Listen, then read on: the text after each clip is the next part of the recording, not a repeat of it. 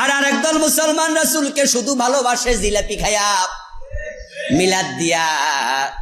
এ রবিউল আউয়াল মাস আসছে, আমি শুরুতে বলেছি আল্লাহর হাবিব এসেছিলেন প্রমাণিত, কিন্তু এই 12 তারিখে তিনি এসেছেন এটা কোরআন হাদিস দিয়ে প্রমাণিত নয়। রবিউল আউয়াল মাসেই এসেছেন, এটা কোরআন হাদিস দিয়ে প্রমাণিত নয়। এগুলো ঐতিহাসিকদের বক্তব্য মাত্র, কোরআন হাদিসে পাওয়া যায় না। তারপর ওই 12 তারিখে ঈদ পালন কইরা ছাড়বে, বাজারে যত জিলাপি আছে সব খাইয়া টান পালাইয়া দেবে, এমন একদল রাসূলের আশেক নামদারি আছে না নাই? ওদেরকে আর ইসলামের কোনো জায়গা পাওয়া যায় না।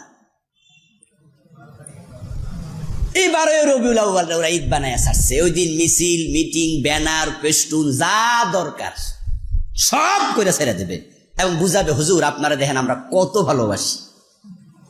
আমার ভাইয়েরা, আমি বলেছি রাসূলের সুন্নাহ মানলে জান্নাত, সুন্নাহর বাহিরে চললে জান্নাত পাওয়া যাবে না।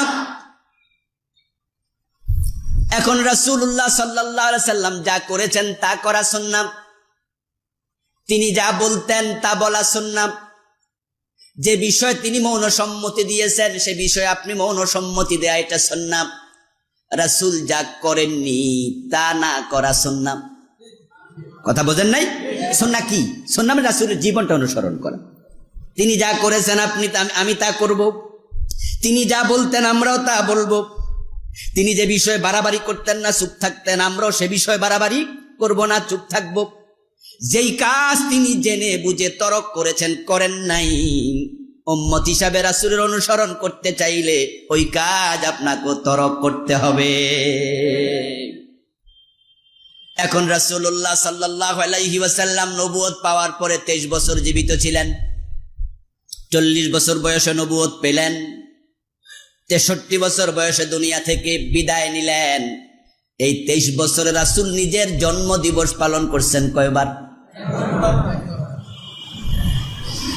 ঈদ তো পরের কথা, ঈদ হবে কি হবে না আর একটা নতুন ঈদ, সেটা ভিন্ন, সেটা আরো পরে বলছি। কিন্তু রাসূল নিজের জন্ম দিবস পালন করেছেন একবার, এই প্রমাণটা নাই। আবু বকর সিদ্দিক, উনিও 63 বছর জীবিত ছিলেন। রাসূলুল্লাহ সাল্লাল্লাহু আলাইহি ওয়াসাল্লাম যখন নবুয়ত পেলেন, আবু বকরের বয়স তখন 37 বছর পার হয়ে 38-এ পড়েছে। আল্লাহর হাবিবের ইন্তেকালের পরেও তিনি 2 বছরের কিছু বেশি সময় জীবিত থাকলেন। আবু বকর সিদ্দিক রাদিয়াল্লাহু তাআলা আনহু রাসূলের জন্মদিবস অথবা নিজের জন্মদিবস তিনি কয়দিন পালন করেছেন? হযরত ওমর কয়দিন পালন করেছেন? আপনি খোঁজেন না, কোন সাহাবী নিজের জন্মদিবস পালন করে নাই। ঠিক আপনাদের মসজিদের খতিব আবুল কালাম আজাদ, এই 14-15 বছর আপনারা আমার সাথে চলেন, অনেকে তো আছেন আমাকে খুব ভালোবাসেন, একসাথে ওঠেন, চলেন, বলেন, কোনদিন দেখছেন আমি জন্মদিবস পালন করছি? আপনাদের দাওয়াত দিছি? আর আপনারা যারা আছেন, আপনারা কোনদিন আমার জন্মদিবসে দাওয়াত দিয়েছেন, আমার বাড়িতে কেক কাটমু, আসেন? আসলে ব্যাপারটা কি? ব্যাপারটা হলো জন্মদিবস পালন করা ইসলামী কালচার না, এটা খ্রিস্টানদের কালচার। এই কালচারটা ইসলামের না। এই জন্য আপনারা দেখবেন যে হিন্দুরা পালন করে জন্মাষ্টমী, খ্রিস্টানরা পালন করে তাদের যিশু খ্রিস্টের বার্থডে, বড়দিন, এবং সেটা এমন বড় করে পালন করে তাম পৃথিবীর খ্রিস্টানের। মালয়েশিয়াতে এই বড়দিন উপলক্ষে মালয়েশিয়াকে এমন ভাবে সাজালো, রাতের বেলা বের হয়ে দেখি সারা শহর শুধু আলো আর আলো, ছোট ছোট বাতিগুলা দিয়া। খুব কম বিল্ডিং আছে যেগুলো সাজায় নাই। তা আমি জানি যে সেখানে খ্রিস্টানের সংখ্যা খুব কম, সে দেশে সবচেয়ে বেশি হলো মুসলিম, 60%-এর মতো, আর বাকি জনসংখ্যা হলো চাইনিজ জনশক্তি। চাইনিজ তারা 30%-এর কম বেশি, আর বাকি সবাই মিলে 10% হবে। বাংলাদেশে যেমন 90% মুসলমান, সবাই মিলে 10%। ও দেশে সবচেয়ে বেশি হলো মুসলিম, তারপরে হচ্ছে চাইনিজরা, তারপরে বাকি সবাই মিলে হবে 10%। আমি আমার এক বন্ধুকে জিজ্ঞাসা করলাম যে মালয়েশিয়া কি খ্রিস্টান কি এত বেশি নাকি? তোমরা তো বলো জনশক্তি ওদের খ্রিস্টান কম, কিন্তু সব বিল্ডিং আলোকিত, কারণ কি? বলল যে এটা শুধু মালয়েশিয়ার খ্রিস্টানরাই করে না, এটা সরকারও ওদেরকে সাধুবাদ জানায়, সুযোগ দেয়। সরকারি অফিসগুলো সরকার সাজাচ্ছে। অর্থাৎ এখানে যে যার ধর্ম পালন করে, বাড়াবাড়ি করে না। তাই সরকারের পক্ষ থেকে সরকার সাজাইছে, বাকি ভবনগুলো ওরা সাজাইছে। মুসলমানদের বিল্ডিংও যদি ওরা সাজাইতে চায়, মুসলমানরা বাধা দেয় না, মজা করে পালন করো জন্মদিবস। আমার ভাইয়েরা, আমার চোখে দেখা একটা রাষ্ট্র জন্মদিবস পালন করছে বিশাল জাঁকজমকের সাথে, কিন্তু রাসূলের জন্মদিবস কোন সাহাবী একদিন পালন করে নাই, কোন তাবী করে নাই। কারো জন্মদিবস আমরা নিজেরা পালন করি না, ওই খ্রিস্টানরা পালন করে তামাম পৃথিবীতে। তাই বাংলাদেশে খ্রিস্টানের পার্সেন্টেজ হয়তো 3% হবে, কিন্তু তাদের বড়দিনে বাংলাদেশও সরকারি ছুটি থাকে না? খ্রিস্টানদের বড়দিনে তারা পার্সেন্টেজে খুব কম, কিন্তু জন্মদিবসের অনুষ্ঠানটা তারা এত গর্জিয়াসলি পালন করে। বাংলাদেশের ইসলামী সরকার, মুসলিম সরকার, ইসলামী নয় মুসলিম, মুসলিম সরকারও তাদের জন্মদিবসকে সেলিব্রেট করার জন্য সুযোগ দিয়েছে। তো জন্মদিবস পালনের কালচারটা খ্রিস্টানদের মাঝে, বিশাল বড় বড় কেক বানাবে, তারপরে সেখানে সব একত্রিত হয়ে হ্যাপি বার্থডে টু। এই যে কালচারটা, এটা ইসলামী কালচার নয়, যার কারণে আমরা মুসলমানরা এটা পালন করি না। আল্লাহর হাবিব করেন নাই, সাহাবারা করেন নাই, আমরাও করি না। কিন্তু আজকে বাংলাদেশে রাসূলের জন্মদিবস 12ই রবিউল আউয়াল, ওটাকে এমন ভাবে সেলিব্রেট করছে, পালন করছে, শুধু পালন নয়, ওই দিনটাকে তারা ঈদ ঘোষণা করছে।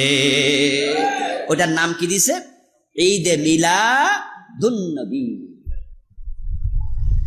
এবং তারা মিছিল করছে সকল ঈদের সেরা ঈদ, ঈদে মিলাদুন নবী। যেখানে জন্মদিবস পালনের সিস্টেমটা ইসলামে নাই, সেখানে তারা রাসূলের জন্মদিবসকে ঈদ বানায়া ছাড়তেছে। শুধু ঈদ নয়, এটা সেরা ঈদ বলে মিছিল মিটিং করছে। সাইয়্যিদুল আয়াদ শরীফ, ওই রাজারবাগী এক ভণ্ড আছে, ওরা বিভিন্ন পোস্টার লাগায় লাগায় সারা দেশে নাম দিয়েছে সাইয়্যিদুল আয়াদ শরীফ। যত ঈদ আছে সবগুলার মাঝে সবচেয়ে বড় ঈদ। তা আমি মাঝে মাঝে মজা করে প্রশ্ন করি যে তোমাদের যে ঈদে মিলাদুন নবী তোমরা ঈদ বানাইছো, ইসলাম রাসূল ঈদ করছেন কয়টা? রাসূল উদযাপন করেছেন কয়টা ঈদ? আমরা করি কয়টা? কি নাম? ঈদুল আযহা, ঈদুল ফিতর। ঈদুল আযহাতে নামাজ আছে না নাই? ফিতরে কয় রাকাত ঈদের নামাজ? খুতবা আছে না নাই? কয়টা খুতবা? 2টা। নামাজ আছে, খুতবা আছে, পড়ার নিয়ম আছে। তো তোমাদেরটা যে সবচেয়ে সেরা ঈদ, ওই দিন নামাজ কয় রাকাত ঈদে পড়ো? কই ঈদের কোনো নামাজ নাই। খুতবা আছে, কই খুতবা নাই। আচ্ছা, ঈদ করার তো ইসলামিক কালচার আছে, নিয়ম আছে, সুন্নাহ আছে, তোমরা কি সিস্টেমে করো? এরকম কোন সুন্নাহ কই এটাও তো নাই। তো কি দিয়া শ্রেষ্ঠ ঈদ হইল? জিলাফি দিয়া আর চাপাবাজি দিয়া। সুন্নাহর বাহিরে গিয়ে কোনো মজা পাওয়া যাবে না। রাসূলুল্লাহ সাল্লাল্লাহু আলাইহি ওয়াসাল্লামের জন্মদিবস 12ই রবিউল আউয়াল তুমি নির্ধারিত করলে কেমনে দোস্ত? আপনারা অনেকেই ইবনু কাসির রাহিমাহুল্লাহর লেখা আল বিদায়া ওয়ান নিহায়া কিতাবটি পড়ে থাকবেন, পড়েন। এটা ইন্টারনেটেও আছে, ডাউনলোড করে নিতে পারেন। আমার ভাই পিডিএফ ফাইল আছে, পড়তে পারেন। বাংলা অনুবাদ হয়েছে, দেখতে পারেন। তাফসীর ইবনু কাসির প্রণেতা আল্লামা ইমাদউদ্দিন ইবনু কাসির রাহিমাহুল্লাহ আল বিদায়া ওয়ান নিহায়া নামক কিতাবে রাসূলের জন্মদিবস নিয়ে আলাদা বাব লিখেছেন। ওই বাবের মাঝে তিনি বক্তব্য আনছেন 12টা। কয়টা? মাত্র। মানে রাসূলের জন্মদিবস যে কোনটা, এটা নিয়ে ঐতিহাসিকদের বক্তব্য আনছেন উনি 12টা মাত্র।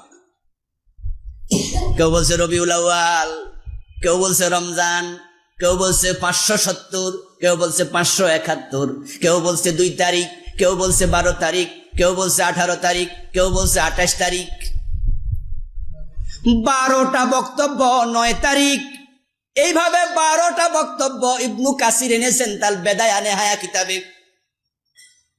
এর মানে দাঁড়ালো নির্ধারিত করে বলার কোনো সুযোগ নাই, কারণ রাসূল কোন মাসে এসেছেন, কোন বছরে এসেছেন, সাহাবায়ে কেরাম রাসূলকে প্রশ্ন করেন নাই, তিনি জবাবও দেন নাই। তবে উনি সোমবারে রোজা রাখতেন। ওনাকে প্রশ্ন করা হয়েছিল, সহিহ মুসলিম আসছে, সুইলান নবী সাল্লাল্লাহু আলাইহি ওয়াসাল্লাম আন সাওম ইয়াউমিল ইসনাইন ফাকালা যালিকা ইয়াউমুন বুলিতু ফীহি ওয়া উনজিলা ফীহি। আল্লাহ রাসূলকে প্রশ্ন করা হলো, হে আল্লাহর হাবিব, আপনি সোমবারে রোজা রাখেন কেন? ফজিলত কি? রাসূল বলেন, সোমবারে আমি জন্মগ্রহণ করেছি, সোমবারে আমার উপর ওহী নাজিল শুরু হয়েছে, আমি শুকরিয়া টান আমি ওই সোমবারে রোজা রাখি।